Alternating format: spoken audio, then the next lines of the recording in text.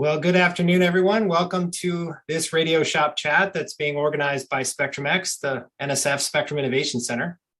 My name is Nick Lanneman. I'm professor of electrical engineering at the University of Notre Dame, and I'm center director for SpectrumX. I'll be handing things off to my colleague Al Gashevsky here in a moment to introduce today's speaker, but first a few reminders. So first of all, just want to remind everyone that SpectrumX is the world's largest academic hub through which all radio spectrum stakeholders can collaborate and innovate to make the best use of this precious resource to benefit our society. Second, the purpose of these Radio Shop chats is to bring the community together to educate, debate, and inspire next steps in collaborative research, workforce development, and policy outreach. Third, Radio Shop chats follow the Chatham House rule, which means that participants are free to use the information that they receive, but neither the identity nor the affiliation of the speakers nor any of the participants may be revealed. So thank you once again for participating. We hope you enjoyed today's chat, and please spread the word about SpectrumX. Al, off to you. Thank you very much, Nick.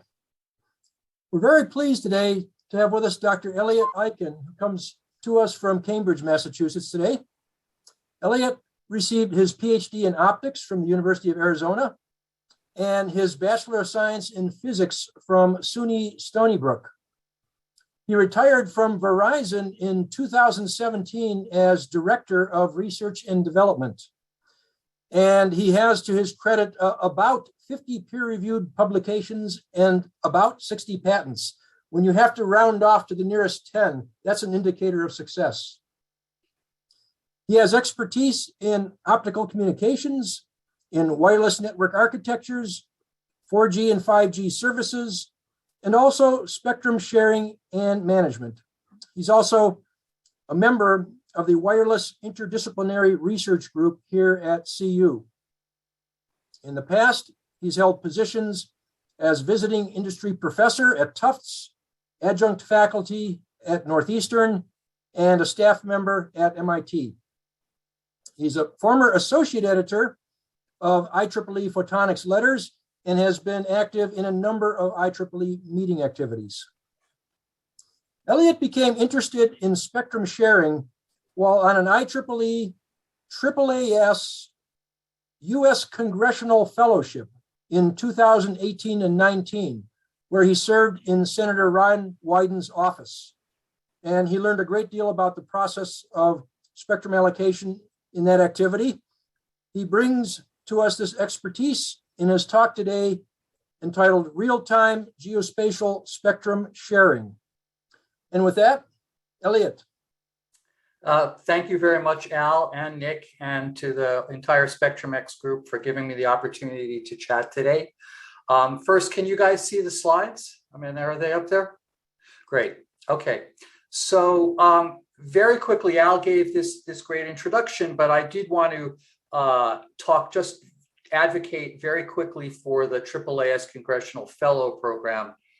The U.S. Congress is completely outgunned when it comes to issues that are technological or technical. They need all the help that they can get. And this type of position allows you to really influence and provide feedback and help guide policy by the U.S. Congress. All of the templates, also questions and all really that good. It's also great. It's also really terrific. I mean, if it serves as a reminder what the question they're trying to answer, I don't know. I haven't looked at it yet. Hey, Josh. Mute yourself. Okay. Okay, so, and it can be something that's really useful for your own career, not just for people at the tail end of their career like I am, but for newly minted PhDs or postdocs who want to spend a year, and also for mid-career, tenured faculty. The context and the network you make in Washington with people in the agencies and in the Congress can be very effective. So it's a win-win. If anybody wants to talk to me about the fellow program after this meeting or out of bounds, I'm happy to do that. So it probably comes as no surprise to the folks on this call that there is enormous and growing competition for spectrum. And that competition is between legacy users in the government and in the radio astronomy community, and new entrants, which are generally wireless communications. And that competition happens at all frequencies. It happens in the low band spectrum, in the mid band, C-band, 5 gigahertz type spectrum, and in millimeter wave and submillimeter wave spectrum. In particular, I'm going to talk about, and I'll also say that that competition and the policy issues that that are implicated has come to light in the last 2 or 3 years, with at least 3 issues that have really gone before the general public. And those are the competition between GPS and Legato. And from the government side, the DoD probably was the lead interrupter or person who felt the most pain in that argument. Recently, there was the issue of 5G and mid-band spectrum between the Verizon and AT&T, the carriers, and the issue had to do with older altimeters on planes and having those altimeters potentially be interrupted around airports, and that made the headlines. And then lastly, in 2019, there was an issue with around 24 gigahertz, which was spectrum that was auctioned off by the FCC. And that spectrum had potential interference implications with weather satellites riding on Earth exploration satellites. And that's generally what I'm going to be talking about in this talk. I want to talk about a spectrum sharing mechanism that would allow sharing of spectrum between the radiometers or the microwave sounders that fly on those satellites and 5G terrestrial signals on the Earth. And I'm using 24 gigahertz as an example in that particular case, but I should be clear that this technique that I want to talk about is good for all millimeter wave and submillimeter wave bands. And so why do you care about millimeter wave and submillimeter wave bands? Well, as Willie Sutton said, why do we steal from banks? Well, that's where the money is. Why do we care about spectrum in millimeter wave and submillimeter wave bands? Well, that's where the spectrum is. And so if you look here in this picture down here on the left-hand side, you can see what was going in particular at 24 gigahertz, where you have allocated spectrum in blue starting at 24.25 and 2 potential bands, the A and B blocks and the C and G blocks over here. And then the FCC put a guard band here to prevent interference between the communication signals here and the satellites radiometers over here in the green. But if you look at the spectrum over here, you have substantial overlap even with this guard band, and that raised the question of interference at 24 gigahertz. So that's what I want to use as a model for this particular technique. So let's go back very quickly and just go through how microwave sounders work and what they are really doing. I find that when I talk to the communications community, that's really important. And when I talk to the Earth's EEES community, I need to talk more about how about 5G networks and how those networks work. So these Earth exploration satellites have microwave sounders or microwave radiometers that for this particular application measure rotational transitions of water vapor at many frequencies between 10 and 200 gigahertz. And by measuring the radiance at these frequencies, these different frequencies, you can generate a temperature and water vapor profile through the atmosphere, not just as a function of where the satellite or the radiometer is looking, but also in depth through the atmosphere at a particular point in time. And that's very critical data for weather forecasting. And it's also critical data for baseline data for climate modeling. And so this is important stuff that affects people's lives and affects the economics output of the United States. Typically, these satellites are in low Earth orbit, and they're polar satellites. So they're going north to south as the Earth is sort of spinning east to west.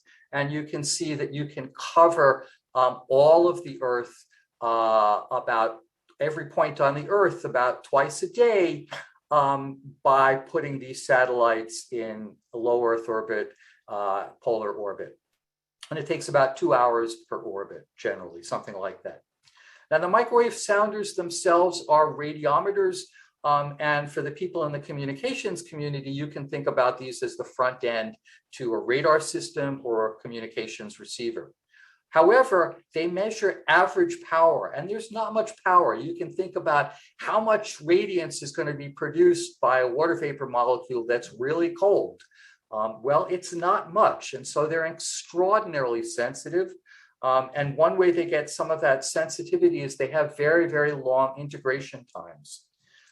And so you get data corruption in these microwave measurements when the signal that you're measuring from the water vapor becomes equal to the signal that you might be getting from 5G down on the Earth, or when the signal to noise is 1.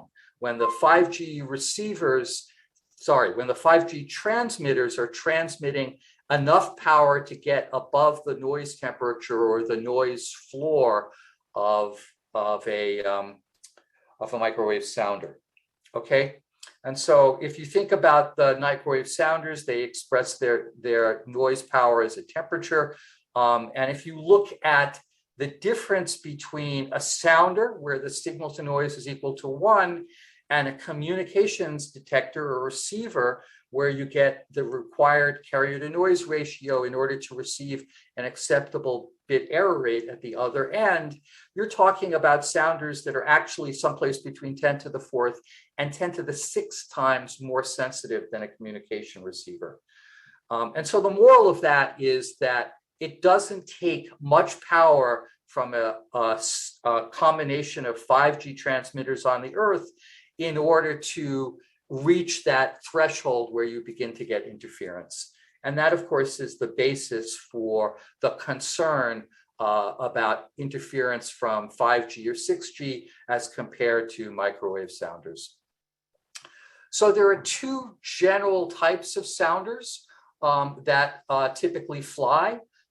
There are these sounders where they're called conically scanned sounders. And you can think about them as, if you remember old science fiction movies where there's a radar sweeping around on a CRT tube, sort of in a circle around a center. These are radar systems that are flying up on satellites pointing down. And so they sweep in a sort of a circle or a conic section around the nadir position, or the position of the satellite as it's seen from the Earth. It goes in some direction. And these generally are the older satellites, but there are many of them today that still work, and they provide important data. The newer satellites are called cross-track sounders. And in these, the sampling pixels, or where the antenna is pointed, always is perpendicular to the track of the satellite across the Earth. And so they sweep back and forth in this direction. And because of the way the Earth is round, and these tend to be circular pixels when you're sitting directly underneath the satellite, and the satellites get elongated and ellipsoidal at the edges of the scan. So just to give you a quick picture of what this might look like, if you see the blue dot over here, that is the position of the satellite, and the green dot moving across the screen, and I hope you can see this across the webcast, shows you the pixel, the ATMS pixel. This is ATMS. It's probably the most sensitive of the current existing radiometers, and this one is JPSS. This is NOAA 20, JPSS2, I think. And then I go to the next slide. How do I go to the next slide? And now this one here, this is a conical conical sounder. This is SSMIS, which actually doesn't measure at 24 gigahertz, but this is a military sounder that's used for weather prediction. And again, you can see here's the satellite, and the actual pixel, instead of crossing over the satellite and being orthogonal to it, is running in a circle around where the track of the satellite is.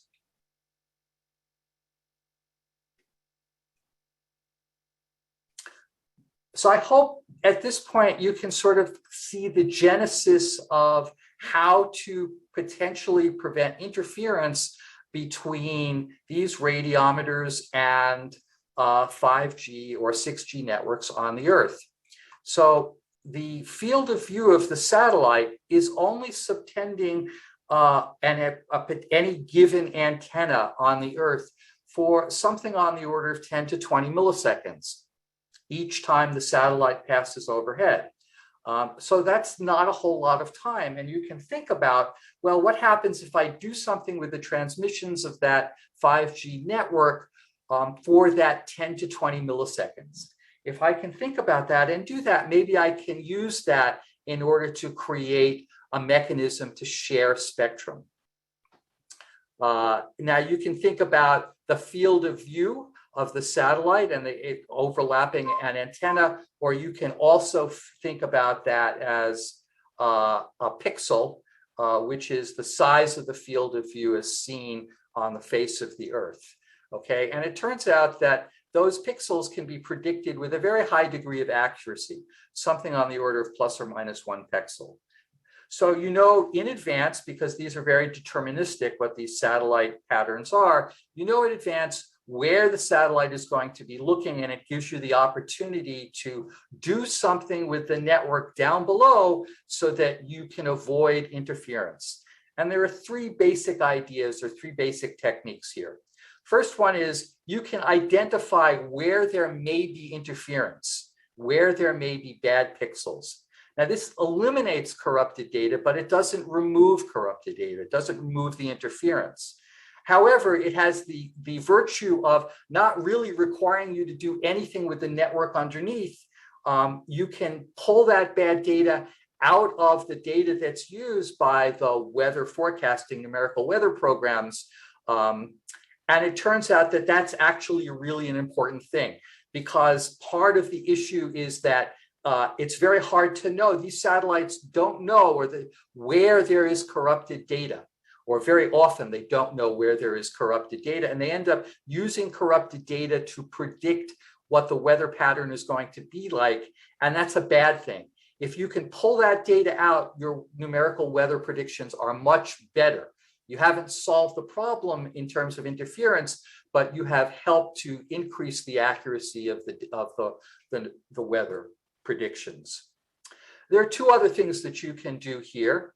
You can pause or move some of the traffic to alternate bands while the transmitting antennas are within the effective field of view, or while the pixel overlaps the antenna over here. It turns out that 5G and 6G networks, particularly 5G networks, are designed to have lots of movement between bands. And so that is something that is natural to do. You don't necessarily want to do that, but that's something that is fairly natural to do in a 5G network. And you can do this based upon class of service. So you can, in terms of pausing transmission versus moving traffic, and that gives you another parameter that helps you reduce the impact on the network. And then finally, you can reduce the power or move traffic such that the interference is less than the noise power of the sounder down here, right? So that changes the amount of connections that you have to futz with inside of the network, and it makes it a better experience from the network provider's perspective. So these are 3 different mechanisms. I'm going to look at all 3 of these and how they work. And so now you would do this over all traversals of a given satellite and over all satellites, and that tells you something about how well this might work, or what the trade-offs might be. This is conceptually simple, and it's all done in software. So that's a really good thing compared to some of the other techniques which are done in hardware and much more expensive and take much longer lead times. But there are lots of details and lots of things that you have to take into account. So there are some compelling reasons that might make you look at this particular direction. First of all, it's cheap. Doing something in software like this is a whole lot less expensive. It's orders of magnitude less expensive than flying hardware on satellites that help you determine where the interference is. It allows you to adapt to new network components and much more new sensitive sounder equipment in real time. And as I hope to show you later on, there are new network components that have not been accounted for by the ITU in trying to calculate interference, which will increase the amount of interference generated. And this is a very, very compelling reason to do this, because it allows for innovation both in the 5G and 6G world, but also in the microwave sounder world. Could you reuse existing spectrum sharing system architectures and protocols? There's something called CBRS, Citizens Band Radio Service, which does something similar to this. It's not the same physical mechanism, but it turns out that the same network architectures and protocols can be adopted here. And there's a lot of learnings and experience that people have developed for this because this is an existing service. And finally, it could enable carriers to run networks with better performance and better coverage while decreasing interference compared with the type of metrics that the ITU has recommended be put in place. So it's kind of a less filling, taste better kind of scenario. And so that's what I would like to talk through. In order to do that, you have to quickly look at how the ITU calculates interference today. And basically, it's a Monte Carlo simulation where you start with assumptions, many assumptions about what the networks will look like and how they're distributed inside a given area. And then you calculate the power intercepted by the radiometer from all traffic within a given time step, i.e. within the field of view or within a pixel. And then you go ahead and you limit that power such that the aggregate RF power from all of the transmitters within a pixel is smaller than the noise equivalent power of a particular radiometer for 99.99% of the time. That's a very hard bar, 99.99% of the time. And if you use this as a model, you look at what happens in 24 gigahertz. First of all, this is a one-size-fits-all model. You take a worst-case statistical model based on many assumptions and a high-performance bar. And what happens is that the network performance and the coverage in large portions of the network is limited to accommodate the small number of places where there actually will be interference. So that's something you might like to take into account. In the case of the ITU studies, at least the ones that I looked at, they did not carefully take into account the fact that there's massive MIMO beamforming in the out-of-band spectrum, which will also potentially overestimate the amount of interference. But on the other hand, it misses components that will significantly increase the out-of-band emissions. So the assumptions are quickly outdated. In particular, there are now outside plant repeaters that implement something called integrated access backhaul, and also are used for access repeaters. And I'll talk a little bit about this. And these things, as well as very high power fixed wireless customer premise equipment, transmitters on the customer side, that are basically 13 to 14 dB hotter than the ones that were considered by the ITU. And all of these things will actually greatly increase the out-of-band emissions. So let me go back quickly to the example of pausing transmission. So we had three mechanisms that we wanted to talk about: turning things off, pausing the transmission, every transmission in every place that there is, and then potentially doing a better job by looking at how much interference there is and modifying just that amount. So here is a particular ATMS pixel in red over the Washington, D.C. area. And there is a blue box around it, and that is what we call the dynamic protection zone. And that is the buffer, the plus or minus 1 pixel buffer in all directions that allows you to account for potential errors in being able to predict where the pixel is. In this particular case for ATMS, this actually turns out to be 9 scan lines and 9 pixels in each line because they oversample. But in many other sounders, they don't oversample. And that's, now I'm getting into the weeds here, I think. What we've been able to do for this model is confirm that we can get geolocation accuracy for ATMS, the most advanced sensor, based on a lead time of 12 hours for the scan cycle. And the reason that we can do this, and again, I'm getting into the weeds here a little bit more than I probably should, is that these cross-track scanners synchronize the satellite position with the scanning of the mirror or the reflector into the radiometer. And so it's a closed loop. So knowing where the satellite is tells you where the scan mirror will be, the reflector, or where the radiometer will be pointing. In many of the conical scanners, they're not synced, they're running open loop, in which case you really have no idea where in the scan the mirror is with respect to the satellite position, in which case you have to create these buffers by scan lines rather than by pixels. Now, in the case of pausing the transmissions, you need to know the base station locations only. You don't need to know detailed network infrastructure data. And I should probably say, I didn't say this at front, but I should probably say that a difference between RGSS and the ITU, they're very similar, except in the case of RGSS, we're using actual network infrastructure data. We don't have to guess or at what the network is going to look like. We know by reading the infrastructure data from the carrier exactly what it looks like. And so this is a much more accurate way of determining what's going on. It also doesn't depend upon an RF propagation model because these RF propagation models are complicated and hard, and they need to be quite accurate in order to use them. Although I will say that it's a bit of a conundrum because we are using these propagation models to predict interference on the ITU side and bake that into hardware. It's the same model, but still you need to have a very accurate propagation model. And there are ways to make these propagation models more accurate. And I will talk about that as well.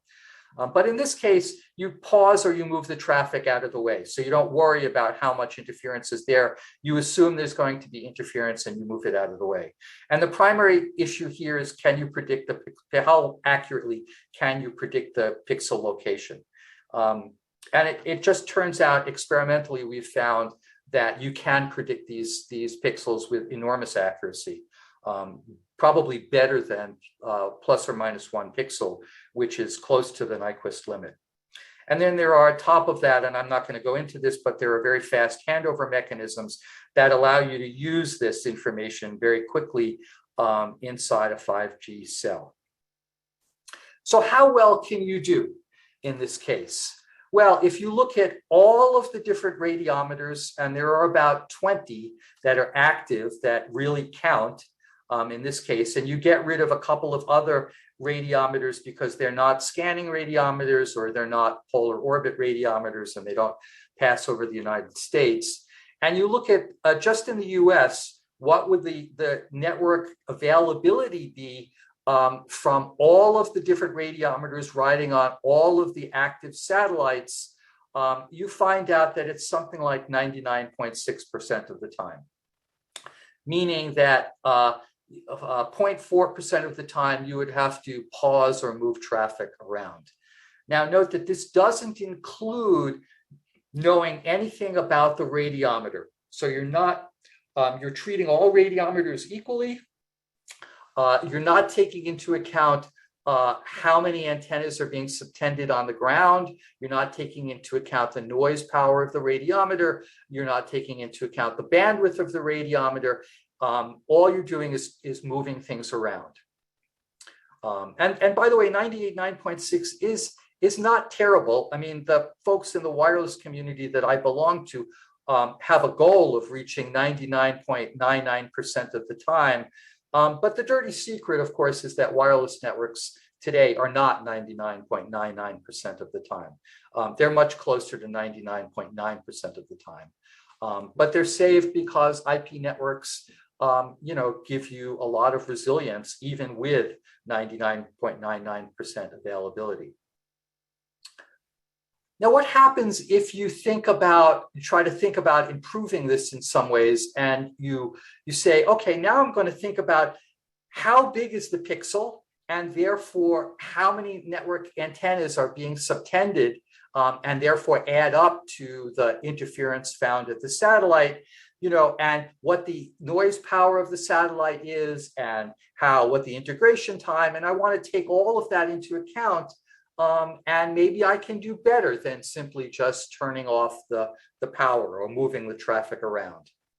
Okay, and so here, by way of example, I give you, for example, in these two pictures over here, this is ATMS.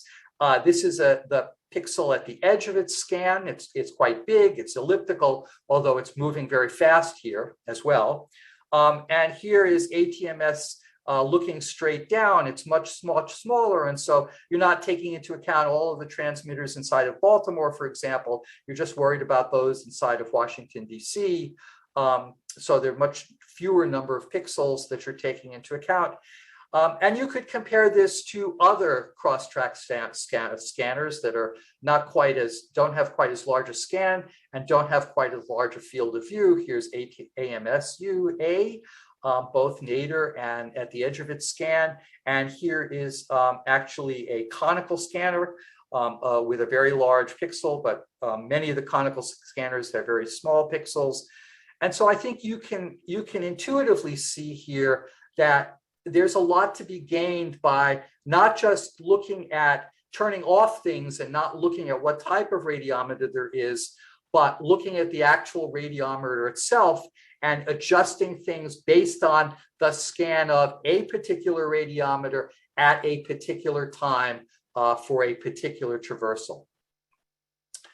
And here's one way to look at it, which is to compare all of the existing radiometers with ATMS, which is kind of the gold standard, and say, how much better could you do, or how much less sensitivity do you need in order to get the same level of interference from all of these other radiometers over here. And so if you go into it and you look at the sensitivity, the size of the radiometer, pixels, the integration time, you can look at what is the change in for example, in the link loss budget that you would get, or how much less sensitive would be if you were running, looking at AMSU-A, or looking at GMI, or looking at WinSat, or some of the other radiometers. And it turns out, and I don't want to, this is an estimate, this is a back of the envelope estimate that just tries to motivate how well you could do. This is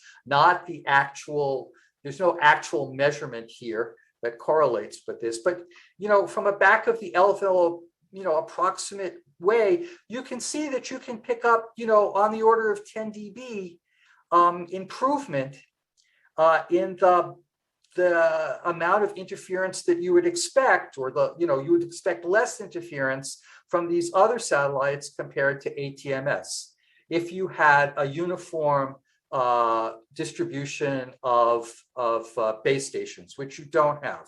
Right. So I'm not trying to argue that this is accurate. I'm just trying to say this is a given flavor of the fact that you could do better, considerably better. Now, in this case, in a real implementation, you would need an accurate RF propagation model. And that's something that is really required. And so I think that's important to point that out here.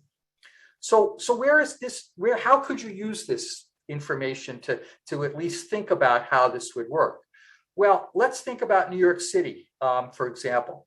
there are lots of 5G base stations in New York City. So you can expect that there would be lots of interference flying over the New York City metro area.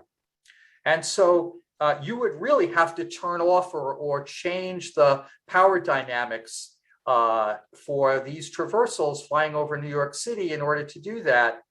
But if you could pick up 10 dB of interference, maybe that means instead of you going from 99.6 degrees of availability, it could be that in some cases you could go to 99.96% availability without too much difficulty. So now you can pick up another order of magnitude in availability just by taking into account the type of satellite and the type of radiometer that's flying on it.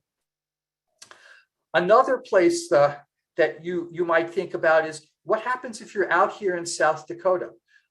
So there's been a lot of talk of trying to get 5G and 6G into rural areas or suburban areas where it could be very advantageous. I mean, folks here do want fast internet service, and farmers and people like that might really like to have that out, where their equipment is working out in farms like this. And in this case, you don't have a lot of base stations. You have very few base stations because the population density is so low and you can't afford to do that. But you have much larger cell sizes. And in this case, you have to run the transmitters much hotter. And you can take that into account. Now you can say, well, I only have, instead of New York City, where I might have hundreds of base stations and repeaters subtended, I might have only a few out here in Aberdeen, and therefore I can afford to run these networks at higher power levels, and I don't need to worry about interference because, again, there are only very few of these, and I can take these into account. So that's one of the advantages of doing a network like this. Now, I also wanted to very quickly talk about some of the advantages of having a software solution. Here is the infrastructure model in the prototype that we've built. And so you have different types of base stations, and there's a ton of information that you need in order to accurately predict the power that would be reflected or received up at the radiometers. When the ITU went through in 2019 and talked about this 24 gigahertz issue and tried to calculate how much power what the emission power on the ground would have to be in order to avoid interference, they did not take into account new classes of devices that have been introduced in the networks. And for example, at 28 gigahertz, where Verizon Wireless has been deploying 5G networks, they're now using repeaters pretty heavily, actually, what they're called access repeaters. And they allow you at a low cost to fill in places within a cell that you have blockage, so you get much better coverage when you use an access repeater. And you also can use these same type of repeaters to allow you to build a mesh network where the backhaul between between the base stations, it doesn't have to be fiber. So you don't have to put fiber into every base station. So you have enormous economic advantages to using these type of repeaters. But you can see these repeaters, and I'll show you what one looks like in the next slide, is basically just a receiver, an analog receiver, and analog transmitter. And so you're increasing the density of transmitters, which automatically introduces additional interference compared to what the ITU assumed, because they didn't have this in their model at all. The other thing that you have now is you have power class. Let me go back up. You have power, what are called 3GPP power class 1 fixed wireless UEs or endpoints. These are high powered modems. They tend to be 13 or 14 dB more power being given out than smartphones. And what the ITU considered was only smartphones or power from smartphones in this case. And for a bunch of complicated reasons that have to do with the algorithms used for smartphones to preserve battery power, these fixed wireless endpoints don't have batteries. They don't need to implement battery saving algorithms. And so you can get much, much higher interference levels from these 3GPP class 1 fixed wireless UEs, to the point where the Qualcomm and some of the other vendors have been petitioning the FCC to exempt these guys from the ITU recommendations. Anyway, so in the case of RGSS, very easy to include these. You include them in the database, and you include their characteristics in the database, and all of a sudden now you can include them in your estimates of interference. Whereas when you plan for flying things on satellites and doing things in hardware, that is a really, really long cycle time. And if you miss something, you could be out of luck for the next 10 or 20 years. Here's an example of that. Here's an example, for example, of a repeater. Here's the base station. Here's the endpoint. And what happens is you put something in between that listens to the signal and broadcasts it downstream. And then in the upstream direction, it does exactly the same thing.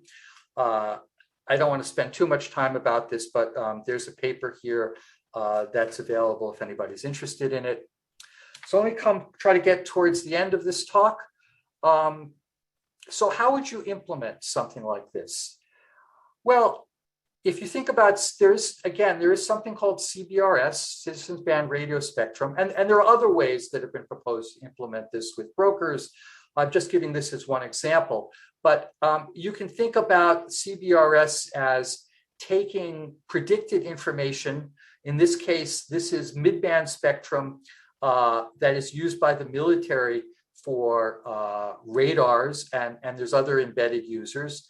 And you can either listen for where those radars are, and then you would go ahead and send that in. There would be a spectrum access system that would take that information, and it would relay that information down into a network to basically turn things off so that you don't interfere with radars over here when you hear them. There's also a predictive capability where the incumbent would say, I'm going to be in the Maryland area doing whatever I'm supposed to be doing, and I'm going to be doing it Thursday and Friday from these hours, and that information also gets loaded into the spectrum access system and then goes back down into the network management system and turns things off. So that's how CBRS works.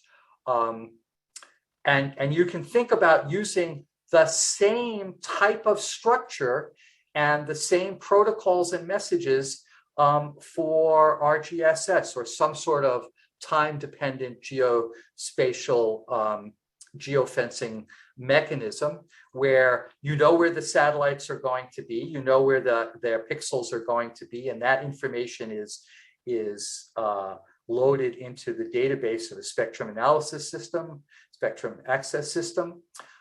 You have information about the structure of the networks that gets loaded in, and you can use the same type of protocols in order to modify the performance of the network through a network management system. I would say here that one of the critiques reasonable critiques of this type of thing is this information about the network infrastructure can be highly proprietary, and it also can have security implications.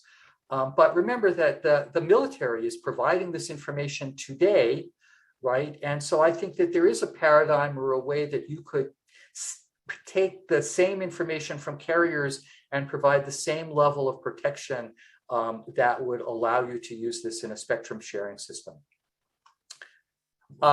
In the group that I'm working with at the University of Colorado Boulder, there has been a lot of discussion and interest in using CBRS to protect radio astronomy observations. And in this case, there's a similar idea here where you would take a lot of data that would tell you about where the transmitters are up in the sky. Now, this is sort of the opposite way of doing things, where the transmitting interferers are in satellites, and on the ground is where you have the radio astronomy systems that are being interfered with. But still, given that, you can take the data that allows you to say, this is where these satellites will be at this time, and therefore this is, if you tell me where your radio astronomy observatory is, I'm going to tell you about events that might occur that will affect your observations. So this is the same type of idea. You use CBRS to protect radio astronomy observations. Well, here's the way that you would do the same thing protecting passive radiometer measurements. In this case, you have data that tells you about where the satellites are. And that data comes from, in this case, from the prototype that we built, comes from TLE data. You have information that tells you about the type of sensors and which satellites are flying which types of sensors. You can use historical data to help you create pixel position data, and also to calculate whether you have predicted correctly where the pixels will be. And then we have built a carrier outside plant infrastructure database, which is complicated, which allows you to suck data in from the carriers and allows you to create a model using an advanced propagation model of what the interference will be. And it's the same infrastructure. And in this case, in the case of where you simply tell the owners of the data from these satellites whether they will be interfered with or not, these guys can register and receive those notifications. Or in the case of actually impacting the network, a la CBRS today, through a network management system, again, you register and you can receive events like this. I didn't mention it earlier, but in terms of an advanced propagation model, what has been happening in the communications community is that they have been using ray tracing and other mechanisms in order to build much better propagation models for predicting where the light or where the radiance will go to. So the communication guys use that to be able to position their base stations and know what their coverage is like. But the same models, and there's commercial software that's available, could be used in conjunction with the same data that the carriers use, which has to do with topology of the land and where the buildings are and what the buildings are made of. And you can, without actually too much trouble, without a huge supercomputer, you can predict what the propagation, RF propagation will be. And it's considerably more accurate than would be simply from the ITU's model itself. So this is something that would be really worth trying. And this is the architecture of that would look like. Very quickly, just two more slides. I know I'm running out of time. One is, what has been the reaction? I think it's very interesting to talk about what has been the reaction to this type of an approach. So I should say right off the bat that this is not institutional feedback. I'm trying to echo colleagues at NOAA and NASA who have been very helpful in teaching me about this stuff and giving me data about this stuff, from my own contacts inside of the carriers network people and some of the equipment vendors, and also some feedback I've gotten from a presentation at the Wireless Innovation Forum. There seems to be almost universal agreement that this could actually work. From the satellite guys and the radiometer guys, they look at it and they say, yeah, you can predict where the pixels are. You can predict where the satellite's going to be. So we believe that that side of it is very accurate. And in terms of identifying bad pixels or reducing the transmission, they all say this would work, but it requires test verification. You need to validate this stuff to make sure that it really does work. You have to be very, very careful about that. And one of their key points here, which I think is valid, is that the RF propagation models, which are the same ones that you use to predict interference to calculate what the restrictions on the network equipment has to be, are really not very good. And so you need to do better and you need to prove it. And I agree with that. The RF propagation models here really need to be validated in order to use this, particularly when you talk about reducing the interference. Pausing, you don't need it, but reducing the interference, you do. If you talk to the folks in the carriers, they also agree that and also the Wireless Innovation Forum, they agree that the hooks are in the 5G networks and the Open RAN networks that would enable something like this to work. From the Wireless Innovation Forum, their perspective is it could improve spectrum availability. From the carrier's perspective, the hook is that they would love to have the opportunity to increase coverage and performance. And some of the folks at Ericsson and the other vendors that I've talked to say, and we're also really concerned about trying to meet the 2027 ITU recommendations for interference mitigation. What I found truly interesting here is that the objection of many of the folks in the Earth's exploration satellite services business is this feeling that the carriers will never adopt something like that. They'll never adopt something that limits them even more. And so in this case, their real concern is not only will they not adopt, but if they adopt it, would the carriers use this as a shield? They could say, the problem is solved, we're done, we don't have to listen to these crazy people who are trying to do weather satellites and provide baseline measurements for climate models. And I would say as a member of that community,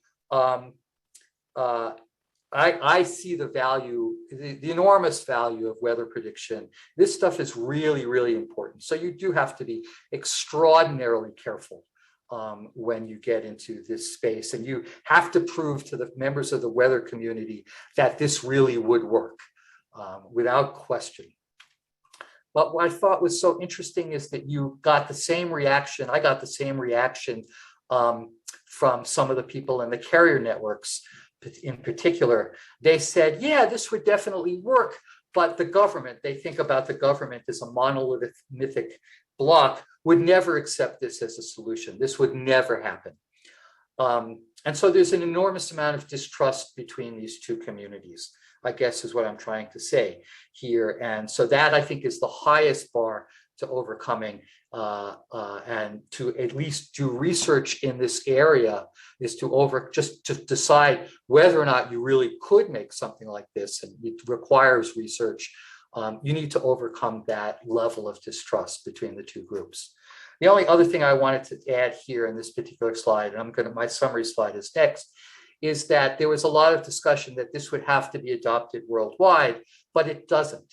I think the point here is that the FCC could adopt something like this inside of the United States, and it would require the US carriers to do something, but carriers outside of the US could still use the traditional ITU mechanism, which is to build emission limitations into the network transmission hardware.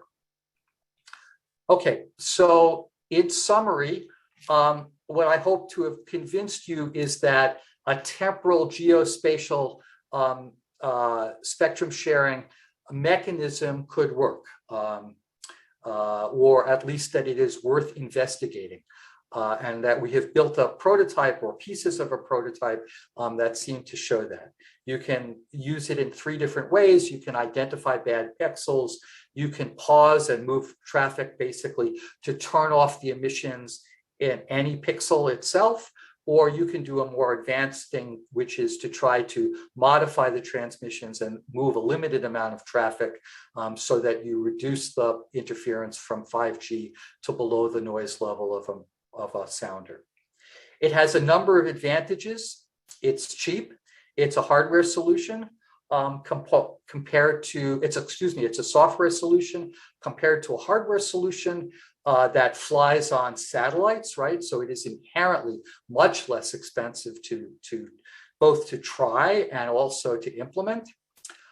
It's a much faster mechanism developed and adapt to changes. I like to think of software as being in internet time, whereas hardware being more in public switch telephony time. We can leverage existing learnings and existing systems that have been put into place, or we can use new ones. And there's a methodology there and a paradigm for cooperation that we can leverage. I believe it allows you to enable better protection from interference for the weather satellites than the protection that was codified in existing ITU recommendations. So you can build equipment that agrees with, that meets the ITU recommendations, but now you can go beyond that and do a better job. But at the same time, it enables you to build networks that have better performance and coverage than allowed under those recommendations. So it's sort of a tastes great, less filling idea. Having said that, there are lots of hills to climb here. In addition to system development, an extraordinarily important piece is to test and validate that this would work, and to implement an advanced RF propagation model. Adaption requires access to carrier network infrastructure data. That is not something that the carriers will likely want to give up easily, although I've had some discussions with them and they have indicated that if there is a carrot here, maybe that is something that, as long as they're convinced that there are proper security things taken into a place, that it might be possible to do at least something like that, or to at least do a collaboration to try some of these things. And then in terms of the actual implementation within network, identifying bad pixels doesn't require network integration, but the other more advanced cases do, in which case you actually have to do that implementation probably in an Open RAN kind of integration testbed. So that's work to be done as well. And that's the end.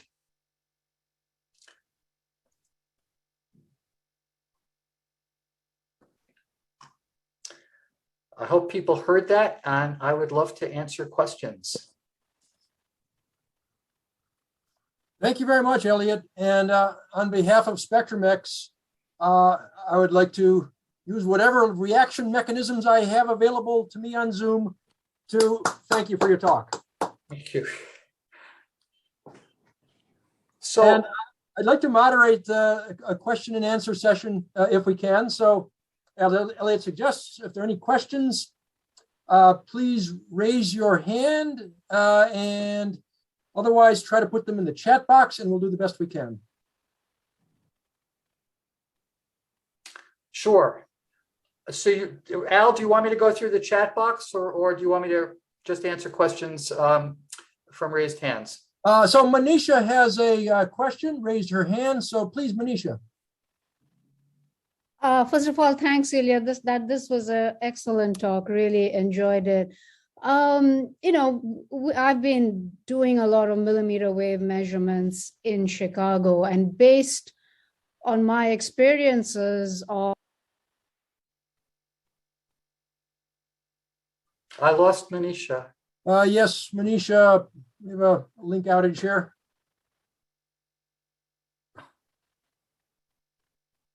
Did Okay. we stop? Oh, okay, you're back. Good. Okay. Given how brittle millimeter wave is to begin with, we constantly get handed off to mid-band anyway.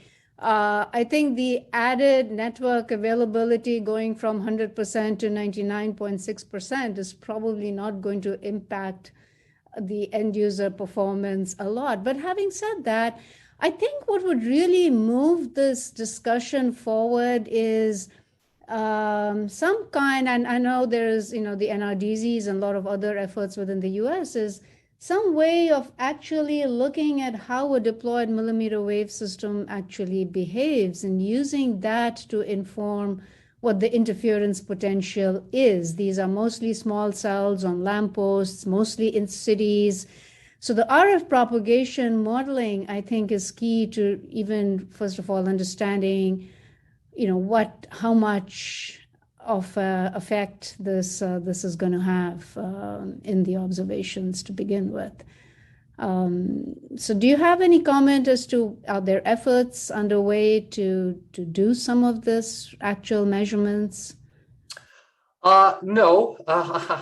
First of all, I think you're absolutely right. I think that RF propagation measurement and prediction is essential for this topic, Manisha. I am not aware of those. I think we're at the point where we're looking for funding to do some of that stuff, but certainly I haven't done any of that. You may know of probably do know, you're in a position to know better than I do of whether or not there have been such measurements or whether there is capability to do that. You wouldn't want to necessarily reinvent the wheel if there are groups that are already doing a lot of those types of measurements and work. So I would appreciate knowing about that stuff, actually. I can make a comment on this. There was a NASA experiment called QBERT that was launched, I think it was about 5 years ago. I think it's past its lifetime now, but it did have a wideband enough spectrometer and radiometric level calibration capability to begin assessing the 5G interference problem. It was never designed for this particular study, though. The other thing I will say is that, and I'll put in a shameless plug for another NSF SWIFT project that I'm working on. This is a project to demonstrate the broker concept. We call it the broker concept in our parlance that you were referring to, Elliot, but not be able to do it from a satellite. That would be another step and another couple of orders of magnitude of support needed for that kind of activity. But nonetheless, there are efforts ongoing, and there is precedent for being able to develop an experiment that would be able to validate the capability for what you're suggesting. That's good to know. Was QBERT the thing that was done at Purdue, Al? QBERT was Ohio State and NASA. Ohio State, right. The SWIFT project that we're working on, demonstrating the broker, is with Baylor and Purdue.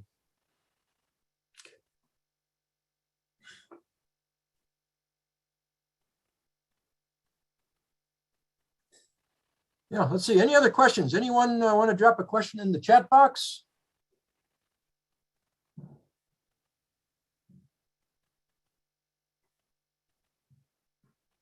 Yeah. Let's see. Oh, we have two. Kumar, can you please go ahead first?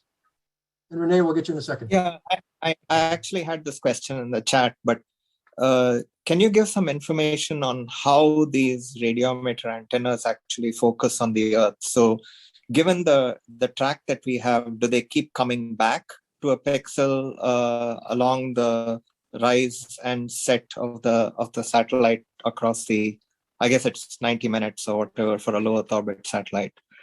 And also, what kind of side lobe characteristics do the antennas actually have? So we'll at least know what the extent to which these beams, get diffused over space.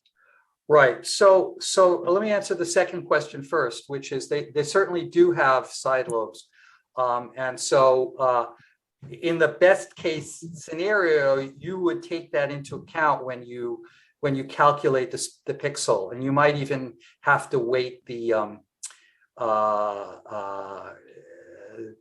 pixel area by the basically integrate over the side lobes. So you would definitely have to take that. And I think, I'm not a radiometer expert, but I would expect that the different radiometers have different profiles of side lobes, right? So you might have to actually know that a priori. And I'm pretty sure that that's known information. You would have to take that into account.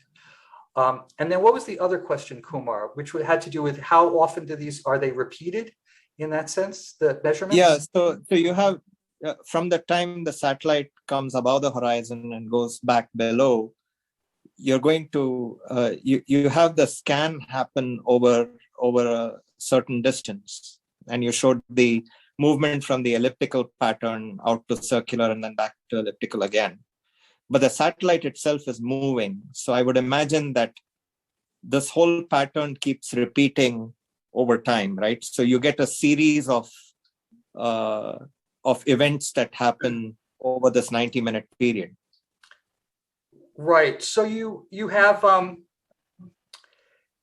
in some cases these pixels are oversampled, and in some cases they're not.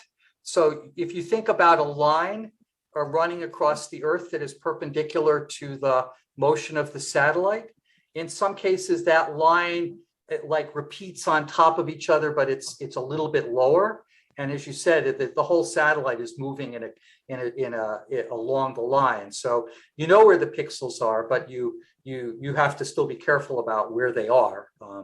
But yes, it does. It can oversample.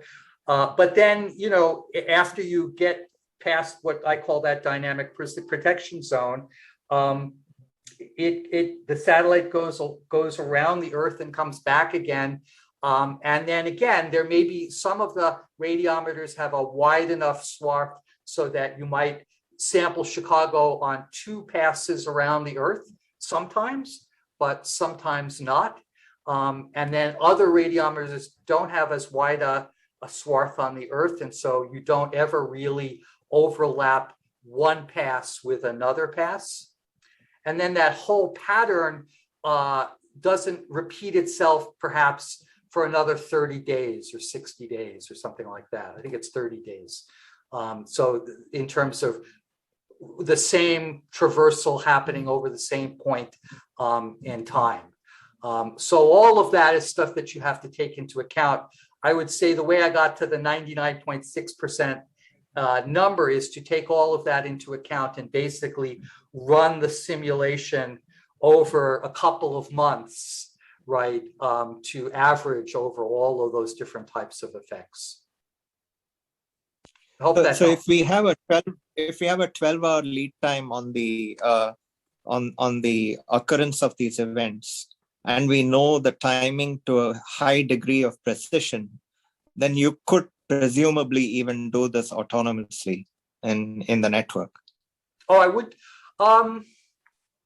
You could put the intelligence into the network for sure at the base station level.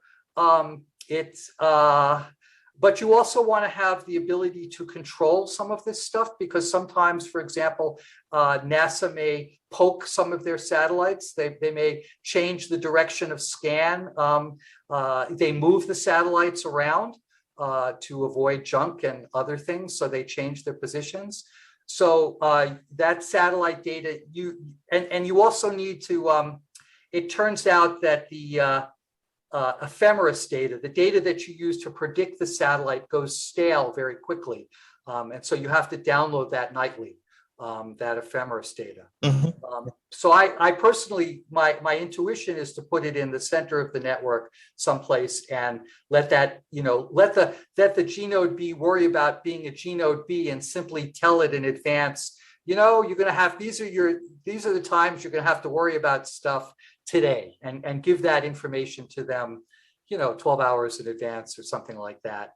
And that's my intuition, but you could do it the other way. Thanks. Yeah. Thank you. And Renee, you had a question? Yes.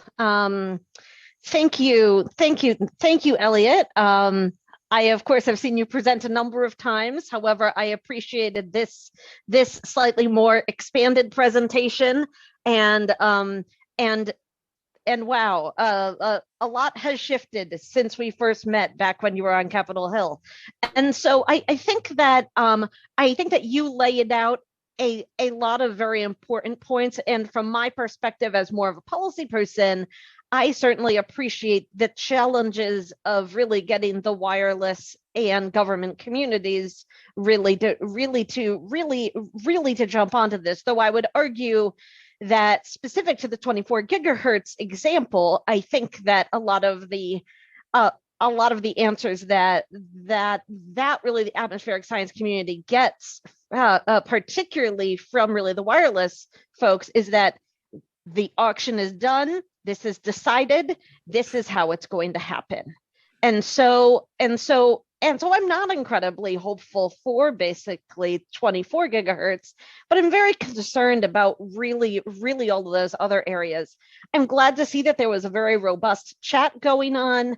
I know that certainly Elliot noted this, but Dave Lubar also mentioned inside of the chat about just how delicate these Earth observations are that are so deeply relied upon, particularly by a whole range of really the atmospheric science community and a whole bunch of benefiting industries.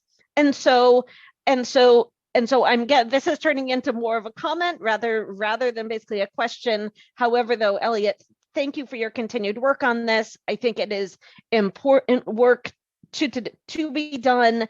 Also, I'm really enthusiastic about really what Spectrum X can do in terms of really pushing this broader dialogue forward. And what I would say, I heard a comment about basically NRDZs, and I regret that Monisha is now off the line. However, I would just say that very initially, I would say that the atmospheric science community is looking at a possible NRDZ. As to what form that would take is still very much to be determined. However, though, certainly interested in further partnerships, etc., on that front. Thanks, Renee. I appreciate that. I think maybe maybe I present this as a little strongly, obviously. But I think that this is work that is worth doing research on. Maybe, you could find that maybe it doesn't work, or maybe there are other things that we uncover as part of this problem. But one wouldn't want to implement anything until it was really agreed that something like this might work. I take that really seriously, and I appreciate that, Renee. Yes, thank you very much, Renee. And I want to thank Elliot once again. This is a great opportunity to have him here and speak to us on this topic. It's of critical importance. And once again, our appreciation, Elliot. Thank you very much. Thank you very much. And please, if you have further questions, please contact me out of band. I'm always happy to chat. Thank you. Thanks, Al. Thanks, everybody. You're welcome. Yes. And I'd like to turn the talk back over to Nick Laneman, who will then close our radio shop chat. Thank you, Al, and thank you again, Elliot, for a great talk. I think it's great to bring the community together to talk through some of these issues and see where we can all go together. So stay tuned for our next radio shop chat. And in the meanwhile, have a great evening.